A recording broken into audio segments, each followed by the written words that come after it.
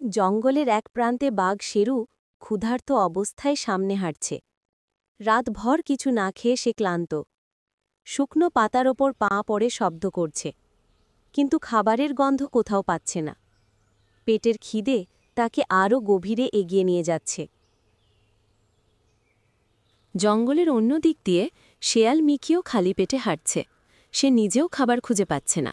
শেরু আর Mickey আগেই একে অন্যের বন্ধু ছিল, তাই দুজনেই জানে যে মাঝে মাঝে জঙ্গলে আলাদা পথে খাবার খুঁজে তারা আবার কখনো দেখা পায়।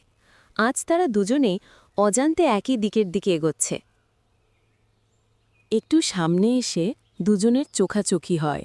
কাছাকাছি আসতেই শেরু হেসে বলে, এই খিদেতে হাঁটতে হাঁটতেই তোকে ধরলাম। মিকি জবাব দেয়, বন্ধু না থাকলে জঙ্গলে ক্ষুধায় মরতেই হতো। তারা দুজনেই বোঝে যে একা কিছু হবে না। কিছুক্ষণ পর শেরু বলে, আমার শক্তি আছে, কিন্তু খাবার খুঁজে বের করার মাথা এখন কাজ করছে না। মিকি হেসে বলে, মাথা আমার, শক্তি তোর, চল একটা বুদ্ধি করি। এভাবে তারা একসাথে খাবার সংগ্রহের পরিকল্পনা ঠিক করে। তারা ঠিক করে যে মিকি আগে আশেপাশে দেখে নেবে কোথায় কী প্রাণী আছে।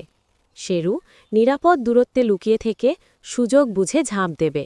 মিকি চুপি চুপি ইশারা দিয়ে শেরুকে কাছে ডাকে। এরপর শেরু ঝোপের আড়াল থেকে নিঃশব্দে প্রস্তুতি নিয়ে আস্তে আস্তে সামনের দিকে এগিয়ে যায়। পথে চলতে চলতে তারা ঝোপের দিক থেকে শব্দ পায়। মিকি শুকনো ডাড়ের ওপর উঠে উকি দিয়ে দেখে একটা বুনো ছাগল ঘাস খাচ্ছে।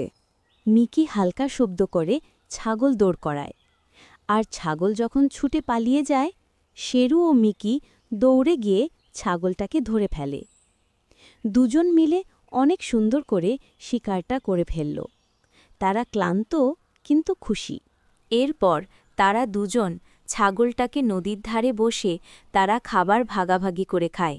মিকি বলে, বন্ধুত্ব থাকলেই জঙ্গল সহজ হয়।